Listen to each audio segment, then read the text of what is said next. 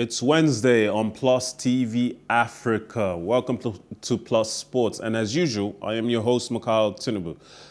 This morning, I have with me Stanley Ikawu. Stanley, Happy New Year. Yeah, Happy New Year to the whole crew. Happy New Year to the family. It's good to be back once again. The New Year, this is my first time appearance, yes, let me use the word on the show this year. Well, it's funny to be in and of course, all our here out there. We really appreciate them for their time. Thank you for joining me. It's always a pleasure having you, and I hope this new year brings new beginnings, new opportunities for you, just as much as we hope for ourselves and our families. Certainly new opportunities and new beginnings in sports for many new athletes just getting into the games. And of course, this is the year of the Olympics. But right now, we're mostly having football to deal with. And in some places, some players are having to apologize for missteps. Others are earning recognition for their performances just as they get ready for international competitions. Speaking of which, I'll start in Nigeria following his outstanding performance in Villarreal's win over Levante on Monday. Samuel Chukwueze has been named to the La Liga Team of the Week. Villarreal thrashed Levante 5-0 and Chukwueze was one of the standout performers. Boulaye Dia scored Villarreal's first goal in the 8th minute after receiving an assist from the 22-year-old. After 17 games in all competitions for the Yellow Submarines, it was his first assist of the season. He was named one of 4 Villarreal players in the Team of the Week by the Football Facts and Statistics website WhoScored.com. Unai Emery's team has now won 6 games in a row in all competitions. Chukwueze is set to join the Super Eagles squad for the 2021 African Cup of Nations, which begins on Sunday this week. This would be his second appearance at the tournament after making his debut in the 2019 edition in Egypt. Chukwueze seems to be racking up the stats. I wonder if he's ready to live up to those great expectations he has already shown in La Liga for us in the AFCON. What do you think? Well, first instance, I have never underestimated or doubted the ability and the quality of Samuel Chukwueze. Sadly, he has been going hot and cold lately, but he became back from injury.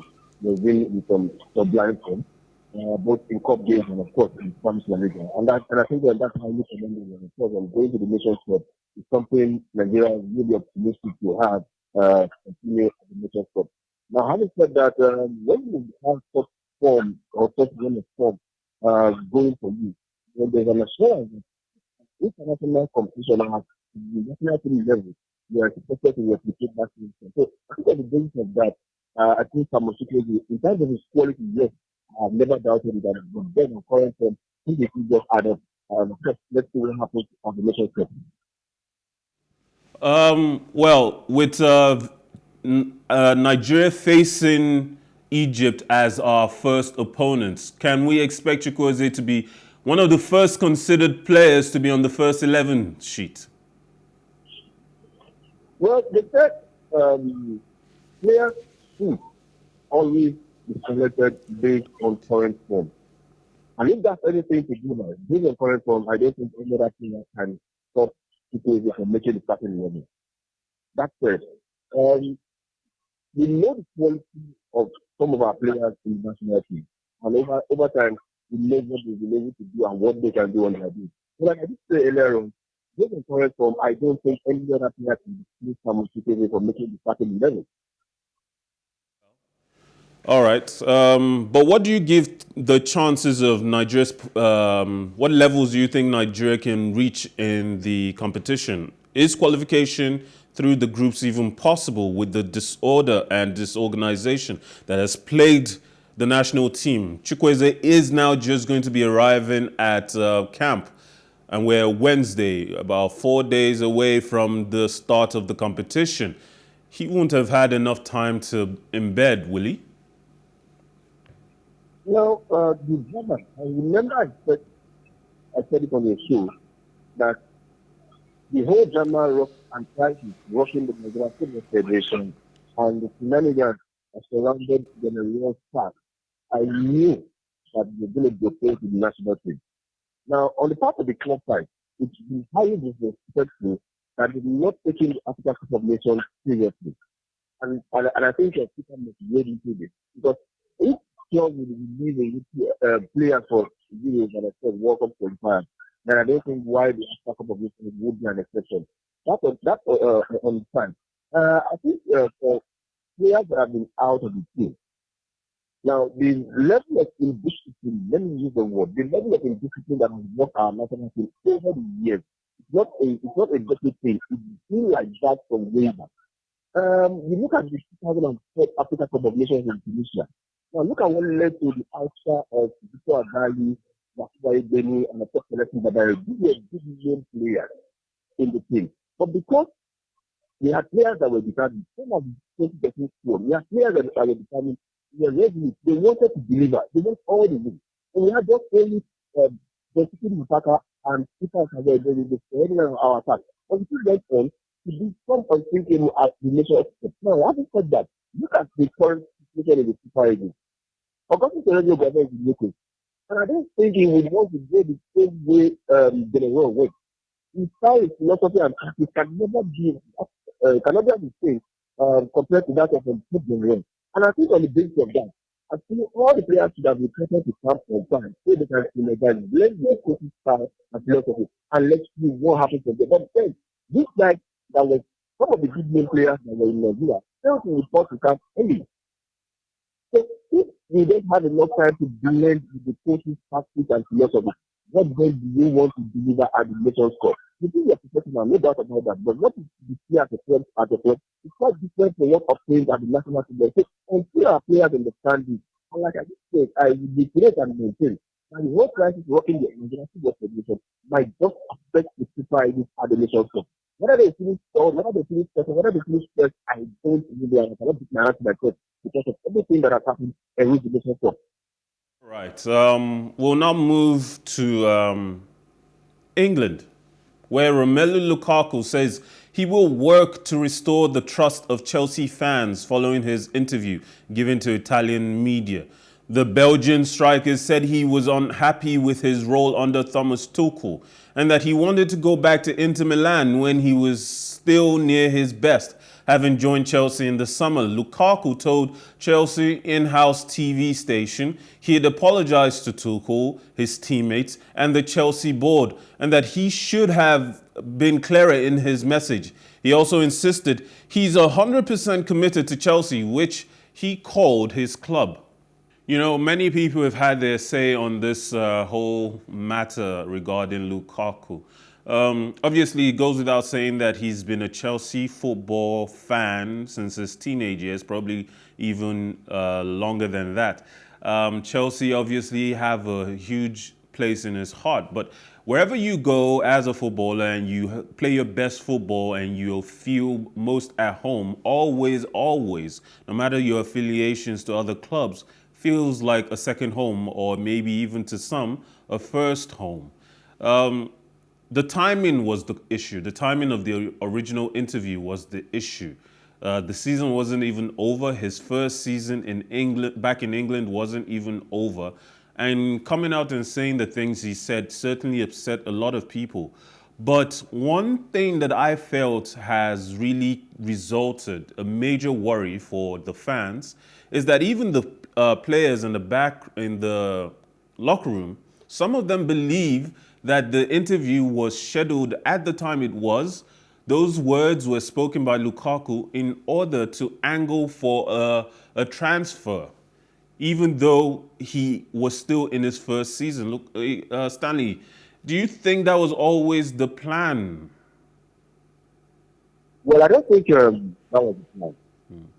Before Lukaku joined Chelsea, I told some of my colleagues that he's not the best fit for Chelsea. Fantastic player, no doubt about that. But Lukaku sometimes refuses the pace of attack because one, Good respect to him. Fantastic player, amazing player. He's delivered over the years. But then he's kind of a striker that reminds me of something Yakubu Ayode. Not fast or not other fast, not other safety, but he's got precision. Now the current crop of Chelsea squad are fast safety players. Now on the basis of that, Lukaku for me, I don't think actually into some of Tuchel's style, but it's the case. Let's put that aside. Now, the timing of the interview was rightly timed by by Frankfurt. The time they released the interview, I don't think they owe anybody any explanation. So then, I'll say this. There's a popular saying that goes on. We are all different and unique in our own different ways. You've got emotions and got emotions. There are ways we experience the pleasure and, of course, your happiness. But there are other ways to go about it as a professional. You know, I wonder. Sorry, Stanley. Let me cut into what you're saying. Jose Mourinho, a manager who has managed him in the past, stated that the best way for Tuchel to handle this situation was to show Lukaku love, because when he feels loved, he will feel he's in the right place to do his best work.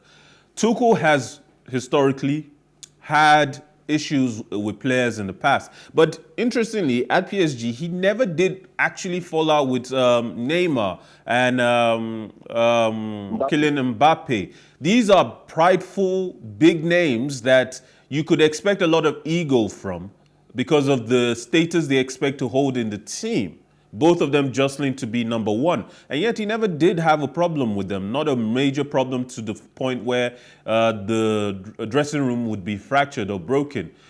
Do you think Tuchel is well equipped to handle this situation, whether he chooses to go in a more aggressive, more authoritarian manner in which Arteta is doing with Aubameyang? Or do you think he will go the other way and show as much love, take him under his arm and show him that he's welcomed and he's at home?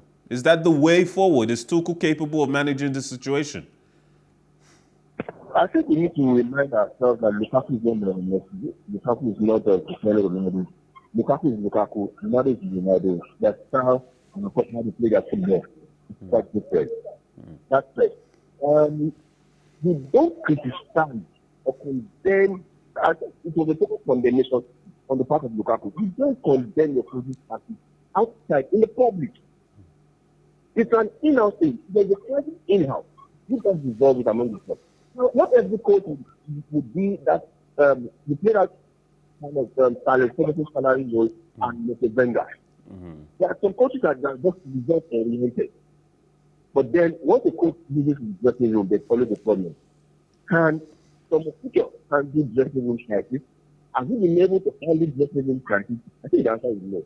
Because he's only focused on winning trophies and of course living as a manager.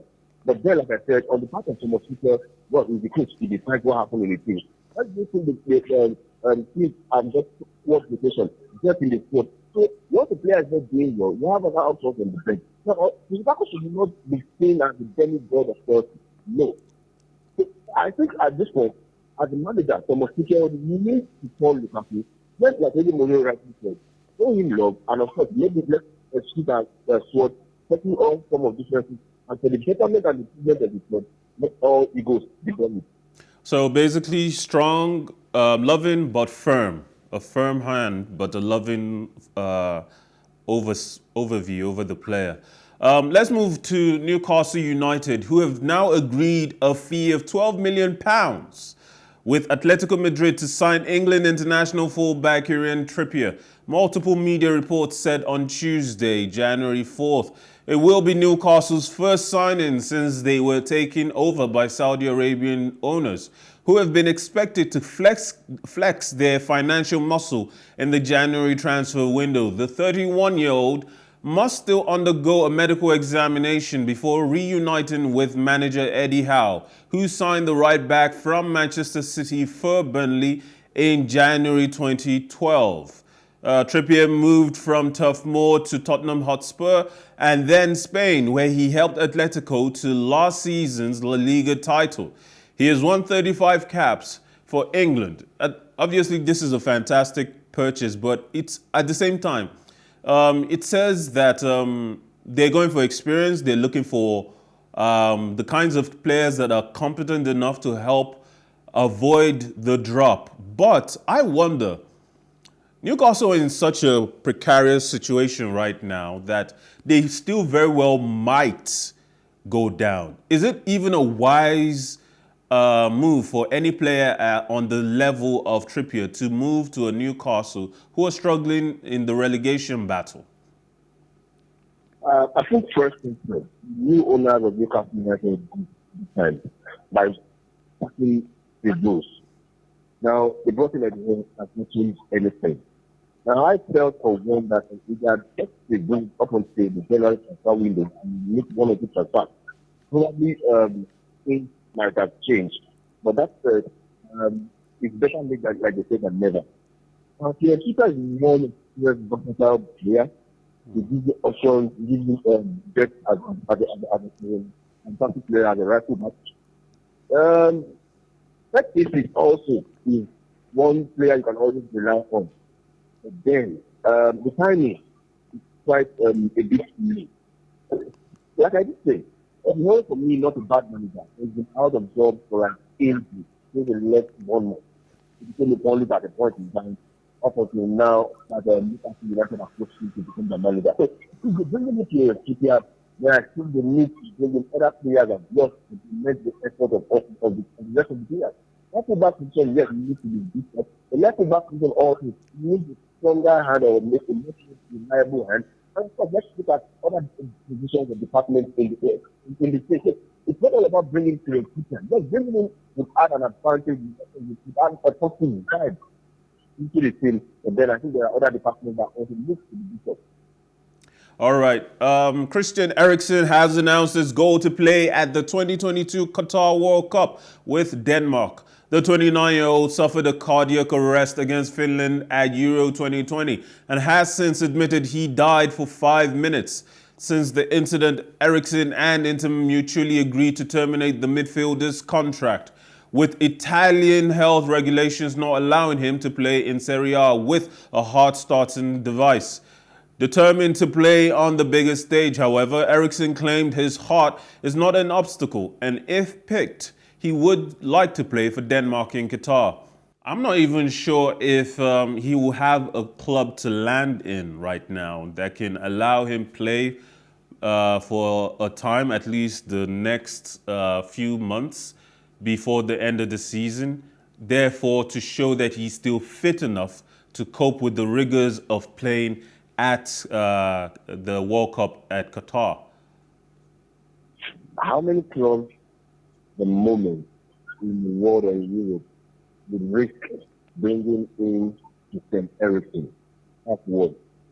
Two, fantastic, amazing, reliable midfielder, no doubt about that. Offers you a whole lot of options, passing, and of course all of that in the team. But then, not everybody will be as lucky as Fabrice Remember. We against Tottenham Hotspur and an FA Cup game. No. How much of Chukwueze gets blessed in have grace to survive it? Obviously, obviously, his doctors would have said whether or not, one way or the other, if he was capable of still playing. With Aguero's situation, it was immediately clear that football was no longer in his path. Same thing with Casillas years ago when he had his heart attack. The question, I think, is how desperate would a club be to bring him in? Newcastle certainly might be one option who are desperate enough to maybe risk him for a few months. Don't you think? Well, I think, like you said about it, he still feels he has enough to offer in football. But then, this year, now, if the doctor says, oh, you can go ahead and continue your football playing career, it's not a guarantee that this case of cardiac arrest would not success again. So in his own interest, I'll give you an example. At the age of 22, former Aston Villa striker Bill Aston retired from football. Fabrice Mwamba also retired from football untimely. There are other, let's even take up recently, Sergio Aguero. What will retire from football? There are age. Christian Eriksen needs to ponder over it very, very well before he returns to football. Like I said earlier, he was skeptical and scared and will be wary of a whole lot of things before they decide to bring someone like Christian Eriksen. On the basis of delivery and repair, yes, they will deliver. But on the business angle of it, it's very, very, very difficult to do. All right. Well, on to some more COVID issues in the Premier League. Liverpool have asked the English Football League, EFL, to reschedule the first leg of their League Cup semi-final against Arsenal on Thursday, January 6th. Due to a rising number of COVID-19 cases at the club, the Premier League team said on Tuesday, January 4th. Liverpool cancelled Tuesday's first team training session. The Reds have formally requested to the EFL that the fixture is rescheduled after further suspected positive tests were registered among players and staff, allied to other factors impacting selection, including illness and injury, the club said in a statement.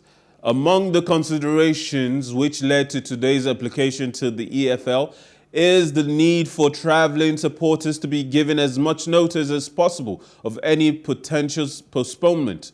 Manager Jurgen Klopp, along with goalkeeper Alisson Becker, forward Firmino and Roberto Firmino and defender Joel Matip were ruled out of the 2-2 draw against Chelsea at the weekend after returning positive tests. Virgil van Dijk, Thiago Alcantara, Fabiano and Curtis Jones were also forced into isolation last month.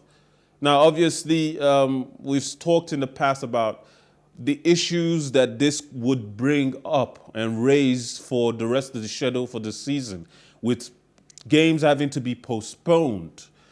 But is this the inevitable reality that we're going to have to deal with going throughout the rest of the season? More postponements, not just in this busy winter period, which is obviously a time for uptick in cold, flu-related cases, but at this time is also a bad period for COVID cases. Is this the reality going forward till the end of the season? Well, it's said that the new variant is making the world this hard. We pray, let me use the human and the balance. We pray the surface of the earth completely soon. Football and of course the global economy was badly and hardly hit by the COVID-19 pandemic and new variant Omicron. You understand? But you cannot lie all in the name of wanting to win or not win. It's just for your satisfaction. It's good games are performed, but then I think measures should be put in place to curb the spread of the COVID-19 pandemic or the new variant Omicron. Having said that, you cannot rule out the impact and the influence the fans would always have and always had of football games. Now, when you have the fans shut out, then on the other hand, the different angle of where the fans come in will be most definitely affected. So I think both the World Health Organization and of course other health agencies should work modalities out so football and sports generally will not be affected again in the year 2020. We cannot afford, I Stanley Ikawu, generally, I cannot afford to play a full season or half season without any sporting activity owing to COVID-19 pandemic or the new variant Omicron as well. Well, it seems that I believe, though, that this situation is likely to impact whoever wins the league at the end of the season. So far, we haven't heard of major cases at Manchester City. But if that does eventually or potentially happen, how big of an impact do you think this whole situation with COVID, with postponement of matches, with players being out and teams being stretched to the breaking point, how much of an impact do you think this will have on the league race and who wins it at the end of the season? You see, I think we need to remind ourselves that when a player or a team stays out of an active football for like a week or two, it often affects the team when they return. I'll give you an instance. United played 15 days without kicking football. When they came back, they struggled. Manchester City are always struggling when the season starts. But when they hit the ground running, they blow every team apart. So when you put all that into consideration, when a player stay out of playing football actively for days and weeks, most definitely it affects them when they get back. So that's why they always play games every now and then. That's why the English Premier League is what it is. So I think on the basis of that, football can not be halted, but then the COVID-19 pandemic, the new variant called Omicron, cannot also be placed under the campaign. So both hands or other all hands must be on deck to combat this virus so we can leave the surface of the world and the thought and not affect the global economy once again. It's always a pleasure having you, and hopefully we can have you again very soon to talk on more sports stories. I have a family. I have a friend that they have all their business. Thank you so very much for having me. Have a wonderful day, and I'll speak to you soon. Now, it's always a pleasure having you at home, at work, watching us, choosing us for your sports-related news. Of course, I am Mikhail Tinubu, and this has been Plus Sports on Plus TV Africa. Join us next time, and remember, life is never boring with some sports. Have a lovely day.